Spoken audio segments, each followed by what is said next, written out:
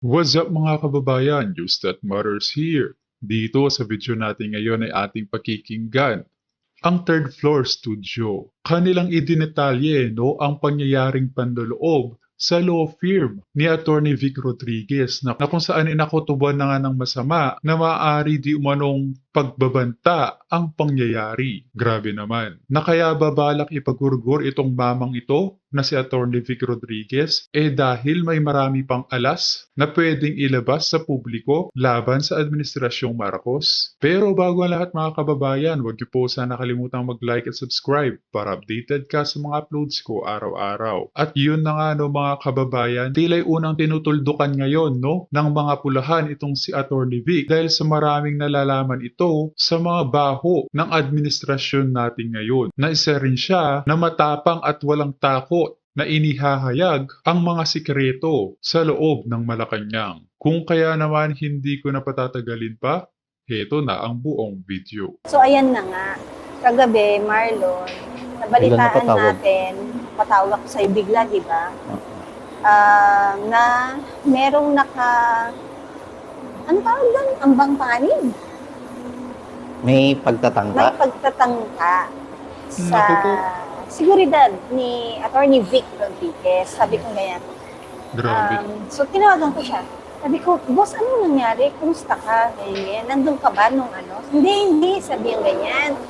Meron daw kasi sa opisina niya na, siyempre, ang opisina niya, I don't know kung anong floor, nasa isang building. Ang isang building may common receiving lounge yan, di ba? Sa ground floor.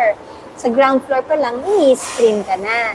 No, sa ground floor daw, Marlon, nung pagpasok ng couple, supposedly couple, they will inquire as couples, na as a couple. So, nagpunta sa desk, security desk. Ang sabi, ito yung address ng pupuntahan namin. So, apparently, yung unit address nung opisina, nung law firm. Thank you. And then, sa law firm na yon, sa baba, ang sabi, ine-expect kami today. So, yun, syempre, ang lobby guard is not coordinated sa lahat ng offices. So, pag sinabi mong in confidence na gano'n, o sige, buti na lang, pinaglag. So, pinaglag. But what we do not know is if they presented an ID yung paglalag. Kasi tayo minsan, ang ginagawa lang natin, ano lang you just log in your name and they will not even ask for an ID to support if your name is even real. Minimum ba ID? Hindi ko sure pero yung nakitang pangalan or profile sa Facebook is the same name he registered and resembles the face na na-capture dun sa lalaki, dun sa CCTV. So madaling matrace to. Grabe. Kung talagang may alam mo yun? May captures tayo, sinend ko sa'yo. Nakita ko nga. Kaya sabi ko, ang careless naman ito. Diba? Careless pero scary. Kung ganun ka-confident ka, ganun sila ka-kumpiyansa, no? Oo. So sa CCTV, nag-login sila. And then, they went dun siguro sa elevator area kasi medyo nawala yung capture ng CCTV Nakakatakot Tapos, naman. after a while, siguro, ina-assume ko na lang, nung nakaakyat na si Guy, si girl naman bumalik. So, ibig sabihin, hindi pumanhik si girl. Ay, hindi pumasok sa office. Hindi pumasok sa office. Si Guy lang ang pumasok sa office. And di ba ang sabi nila sa lobby is expected sila. No. When they entered the office, siguro doon lang din sa reception area because wala silang appointment Ang sabi is, walk-in ako. Mag-i-inquire ako ng, I believe, marital legal services. Bakit kailangan magsinungaling doon sa lobby guard? Para siguro maka-access siya. Sila. Okay. Para makapaakyat siya doon sa opisina. So, ibig sabihin, una pa lang, may wala na, shady na, di ba? Hindi na oo. maganda yung simula mo. And then, pagkadating doon, in-entertain siya ng isang lawyer. Yung lawyer, syempre, you will not be a lawyer for nothing, di ba? Yes. You know how to assess situations. So, tinanong niya, parang na-off na daw siya nung sinabing walk-in because they never did that. They don't do that sa office nila. Kailangan by appointment? By appointment. At saka, usually yung mga kliyenteng ganyan, mga kilala mo na, at saka yung mga ni-refer na lang ng mga previous clients mo, di ba? You don't walk in na and knowing it's a Rodriguez law firm, katakot ko na lang, di ba? Pupunta muna ako dun sa medyo, alam mo na, yung accessible sa publiko, di ba? Mga ganon. And, syempre, ang pakiwari mo kasi is Grab driver ka eh. Hindi sa pang-ano, but then, of course, and then, you want your case sa isang law firm na ang maingay na pangalan ay Rodriguez, if you get what I mean. So, Nakakapagtaka na-assess naman, na no? nung lawyer na parang, ano kaya to? Hindi nagtanong, nag-consult, and then, sabi ganyan, nasa si Attorney Vic Rodriguez. Tumanon daw, Marlon. Tapos, Wala si Attorney Big doon sa Wala office siya. na yun. hindi na siya pumupunta doon for almost 2 years now. Oh. Siguro he manages it off-site na parang, ano lang, ano tawag doon, utos or order, yung mga ganon. Satellite lang, Follow-up, remote lang, satellite, naka-remote ayan. lang. Tapos sabi ng lawyer, hindi na dumadating dito for almost 2 years now. Ganyan. Tapos ang tanong daw, saan ang opisina niya? Wala ba siyang satellite office? Parang alam mo, minsan may isip mo rin, ang tanga rin itong criminal na to. Kasi lawyer yung kausap mo. Oo nga. Hindi mo Oo. na-assess yun. Oo. And then, nakaramdam, kinutuban si Mr. Lawyer. I wonder Okay. kung sinong lawyer, no? Kinutuban si Mr. Lawyer, kinat yung consultation. Siguro, properly, he did that. Okay, maybe we don't do, baka lang, maybe we don't do that, blah, blah, blah. Tapos umalis na yung guy. Tapos, syempre, si lawyer, nag-report. Tumawag. Attorney, merong ganito, ganyan-ganyan. Walk-in daw. At pareho nang kinutuban yung dalawa. Final na. Parang pina-investigahan na. Buti na lamang wala itong si Attorney Vic, no? Sa mismong building na yon. Dahil kung nandun talaga siya, sa oras na yun, baka may nangyari na sa kanya. And then sa pag-iimbestigang yun, lumabas din kagabi, nakasecure tayo, but I don't have the clearance yet. We don't have the clearance yet to share it to the people. Nung screen grabs, nung CCTV, and some photos na, zoom yung mukha nung Kita nga dalawa. eh. Kaya sabi ko, Bata pa, Marlon, ang mga careless. kailangan lang din Anyway, natin. Kung doon sa couple, no? Lakas ng loob niyo. Naniniwala ako na madali kayo ma-identified. Ako rin. Matagal na siguro ang 72 hours. Okay. Especially since ang involved, alam natin, magaling na isang, well, we cannot disclose anything at the moment. At saka, siguro naman buhay yan no?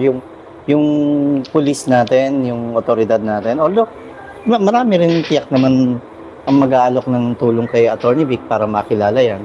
So sa couple na yan, no, sana mabigyan linaw kung bakit Anong yun intention nandun. nyo O kung ano talaga, yung diba? intention nyo, di ba? Ako, I have a strong belief na if this gets out there, tapos ma-discover kung sino talaga sila, ma-expose kung sino sila, magde-deny na hindi nga kami naka-disguise eh. I mean, hindi kami naka-takip ang mukha or anything. Or dalawang posible pang angulo pang. Una, praningin yung opisina, praningin si Attorney Vic Rodriguez, di ba, na kaya namin ganun. Pangalawa, ipahiya. Kasi kung sakaling makilala na tong dalawang couple na to, at at alam mo yun, syempre ma-expose natin, ma-publicize sila, magmumukhang kawawa yung dalawang couple na wala naman silang ginawa, hindi ganun, bakit sila pag-iinitan? So, ilalagay nila sa alanganin ng sitwasyon ni Attorney Vic. Marlon, Kaya kailangan maging maingat din. pero di ba walang alanganin kung ikaw mismong tao ang nakaramdam na hindi ka secured sa nangyaring yun. Kasi out of the blue and out of the ordinary ng routine ng isang law firm sa pagtanggap ng isang kliyente, biglang may ganyan. And you know why? Very successful lately si Attorney Vic sa pag-e-explain niya ng payak na pagpapaliwanag tungkol sa national budget. Tama ka naman. Remember, Tama ka naman. si Ang galing nga niya. Dinex ko pa rin, boss. Ang galing. Kaya niya ipaliwanag, no? Takot na takot ang mga pulahan, no? Na masapawan o masampulan ang mga ito. ng basic. Basic. No? And walang gatol, walang, hindi pa nag-iisip sa kung ano sasabihin. Dire-diretso. Payak na payak ang pagpapaliwanag. Remember, bago yan nangyari, sino pa ang pinupukol at binabato ng mga kritisismo ngayon? Di ba si Attorney Harry Roque? Si Attorney Harry Roque nga, no? recently also exposed the budget Kaya, na na winaldas sa PhilHealth. Di umano. Di umano. So, And binibigyan nila ng mali siya yung pagkuha dun sa model para isama niya sa isang trip sa abroad, di ba? No? Official trip, di ba? Yung ginagawa nila ng anggulo, Oo, ginagawa nila oo. ng istorya para Di ba nga, Marlon? Sa ganyang... magmukhang kahiyahiya, katawa-tawa ang Correct. isang personalidad ng may sub. Di ba, alam natin yan kasi di ba kapag ang ops mo, hindi mo na ma-counter ng isang mas magandang rason, mag-a-ad hominem ka. Yep. Yan ang ginagawa nila kay Attorney Harry Roque Yep. sa case niya. Dito naman sa case ni Attorney Vic Rodriguez, wala pa. It could be just an innocent inquiry for a legal service, no? But then of course, again, it's, sinasabi nga natin, if it's out of the ordinary, out of the ordinary operation ng opisina nila, kahit ako matatakot. To be honest, hindi ako nakatulog, Marlon. Yeah, alam ko. Di Yung ba? tawag mo kahapon, alam ko, puno ka ng pangamba eh. Oo, Puno pero ka ng takot eh. hindi, higit sa pangamba na gusto nating i-share sa ating mga viewers ngayon or subscribers is, mas gusto nating ipaalam na alam po namin ang mga nangyayari. Yung mga the moves, yung, alam mo yung mga ganyan the moves, Marlon? Yeah. Yung, parang masyado ng obvious yung mga ginagawa ninyong panggigipit. Hindi nyo matatakot si Attorney Vic. Hindi nyo po Totoo. matatakot yung mama. Dahil alam na niniwala ko, kahit hindi niya sa atin sinasabi, marami pang hawak na alas si Attorney Vic sa inyo. Alam niyo, pag yan nagsalita, Kaya nga pinagbabantaan na, no? Dahil panigurado marami pa yung isa sa walat na baho ng administrasyong Marcos. ewan ko. Although, wala naman siyang hindi pa nasasabi. But then, of course, kapag sinabi niya ito ng mas madetalye, Oo eh. baka, Oo. ewan ko na Huwag lang. natin kalimutan mga katete, mga ka-Ebo na isa sa dahilan kaya hindi nakatiis sa bakuran ni PBBM si Attorney Vic dahil pinilit ni First Lady Lisa Araneta Marcos na mailuklok si Mel Robles sa PCSO na nauna nang tinutulan ni Attorney Vic bilang Executive Secretary. Pangalawa pa ron sa pinilit na mailuklok si Michael Ma na Kinontra itinago rin niya. nila. Kinontra rin ni Attorney Vic. Mga smuggler, no? Tinago nila. Yeah, Hindi hanggang nila hanggang ngayon hindi nila nilalabas, nilabas yung appointment hanggang sa nakunan lang siya ni Ma'am Sas, no? Yeah, sa isang gathering ng Chinese Embassy. ipinakilala siya bilang Special Envoy to China. envoy to China. Sino uli si Mel Robles? Si Mel Robles yung general manager ng PCSO May nanalo na naman yata. nagpanalo sa kauna-unahang world record to. Huh? Yung 433 yes, million, yes. no? Na 433 winners katao ang nanalo sa isang lotto bet, di ba? And yung sunod-sunod na pagkapanalo ng lotto na inimbestigahan sa Senado, and sad to say, nag-grandstanding lang yung ilang senador. Tapos sino si Michael Ma? Si Michael Ma lang naman po yung isa sa mga personalidad na pinangalanan na di umano sangkot sa agri-smuggling na hanggang ngayon ay tinutulugan ang investigasyon sa mababang kapulungan ng Kongreso.